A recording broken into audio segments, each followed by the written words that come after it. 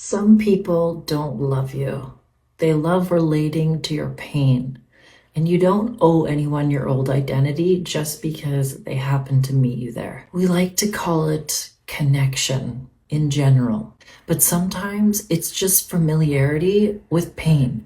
Two people recognizing the same wound in each other and mistaking that recognition for something meaningful because it feels intense, doesn't it? Raw, immediate, almost magnetic. Like, finally, someone who understands. But understanding pain is not the same thing as building something whole.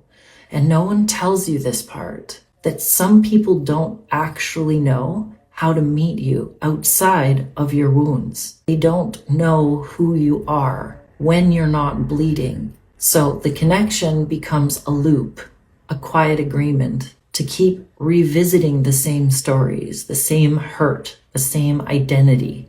Because the moment that one of you steps outside of it, the dynamic breaks, the trauma bond breaks, and eventually someone does. You start healing. You get tired of rehearsing what happened to you. You stop introducing yourself through your suffering. You stop needing pain to feel whole, to feel seen by someone else.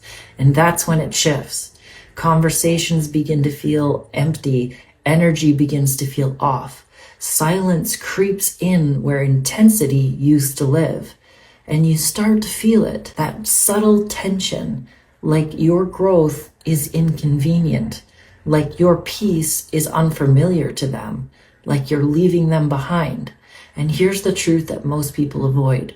Some relationships were built to survive your evolution because they were never rooted in who you were becoming. They were rooted in what it was you were surviving. And survival is a very small place to build a life from, a relationship, a friendship, a partnership. So when you outgrow it, you don't just change, you disrupt every connection that depended on you staying the same. And that can feel like a major loss, but it isn't.